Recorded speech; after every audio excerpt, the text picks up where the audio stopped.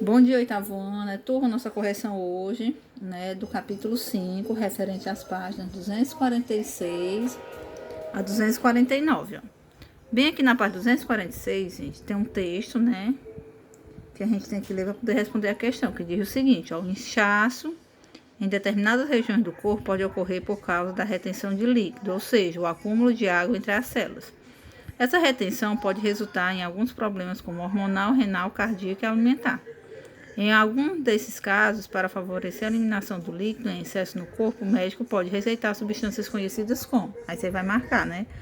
A primeira, o antidiurético, que aumente a reabsorção de água pelos rins, diminuindo a formação de urina. Não, a gente não pode de jeito nenhum estar tomando nada para diminuir a formação de urina, pelo contrário, né? Então, no caso, é o outro, ó. Diurético que diminui a reabsorção de água pelos rins, aumentando a formação de urina. No caso, é esse aqui. Já a 2, a gente tem uma manchete, né, que fala o seguinte: cirurgião imprime rim a partir de células humanas, né? Máquina é capaz de criar algo compatível com pessoas que precisam de transplante. Aí na A ele pergunta: por que uma pessoa pode precisar de um transplante de rim, né? Quando ela apresenta o quê? Quando ela apresenta alguma insuficiência renal, né? Problemas renais. E na B, comente sobre os benefícios que a tecnologia apresentada na manchete poderia trazer para as pessoas que precisam de transplante, né? Qual era o benefício de realmente conseguirem fazer isso, né? Primeiro, né?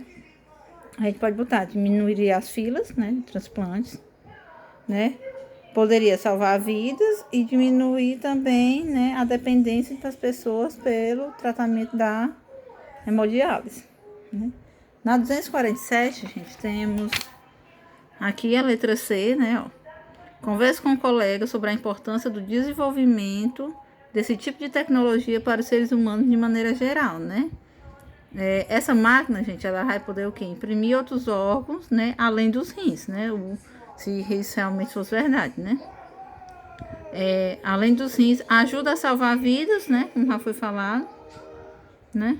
Ajuda a salvar vidas de pessoas com doenças crônicas e com risco de morrer, né? E na 3, né, tem outro texto, né? Cor da urina mostra como anda a saúde de cada pessoa. Esse texto está falando, gente, exatamente da coloração da urina, né? Que tem urina de cor amarelo claro, tem urina de cor amarelo escuro, né? Urina de cor mel e tem a clara, né? Aí na A, ele pede, ó: cite 2 fatores que podem provocar alteração na coloração da urina, né? O que é que pode alterar essa coloração da urina? Lembrando que a urina, gente, ela tem que ser da cor clara, né? Para ela estar indicando uma urina saudável, né? Pode ser o quê? A quantidade de água que a pessoa ingere. Se a pessoa ingerir pouca água, a coloração, né, vai ficar mais escura. Ou então a presença de certas substâncias, né, em excesso, né? Que pode vir a ocasionar infecção urinária. Aí na B, ó, marca um X na alternativa que completa adequadamente o texto a seguir, ó. De acordo com o texto acima, uma urina com cor amarela escura pode indicar, né, amarela escura, a gente já sabe que não é saudável, ela indica o quê?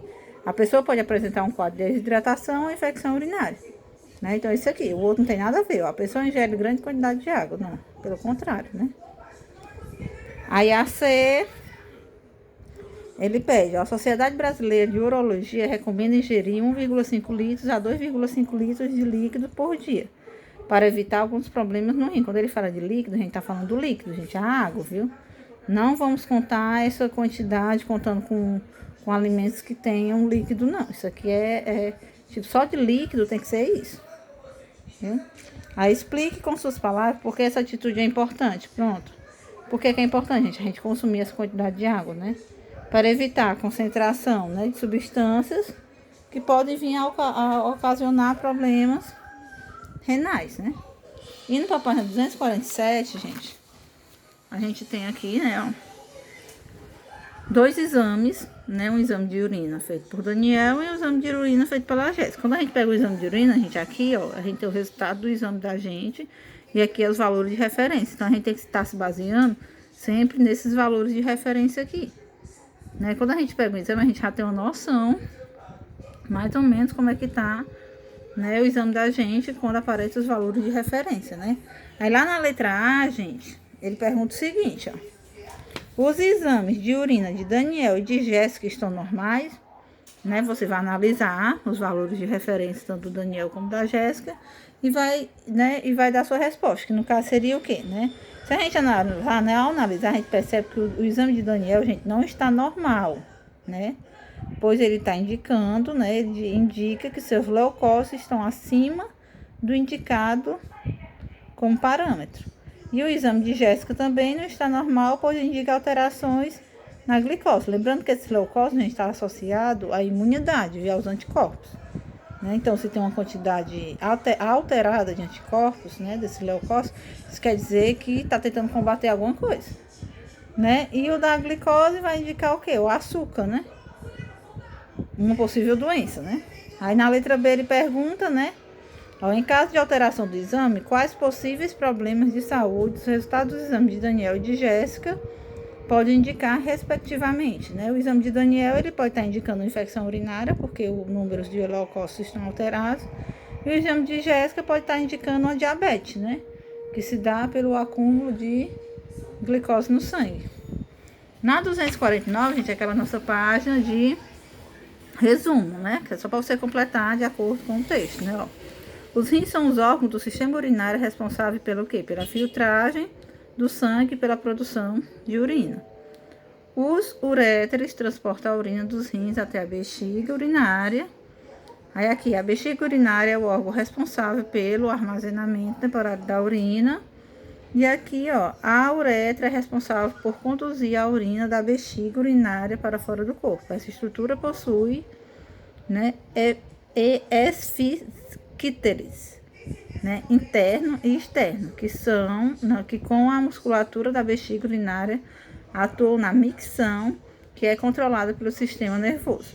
O controle voluntário da micção é feita pela contração da musculatura esquelética e do esfíncter externo da uretra. Alguns problemas de saúde podem compreender o funcionamento adequado dos rins. Os cálculos urinários são formados pelo acúmulo de substâncias presentes na urina, como sais minerais e ácido úrico.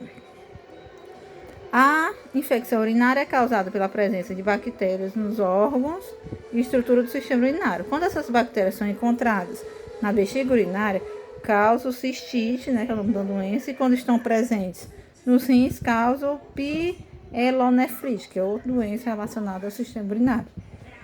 E aqui, ó, insuficiência renal se caracteriza pela perda irreversível do funcionamento dos rins. As pessoas com esse problema geralmente precisam fazer a hemodiálise ou transplante, né?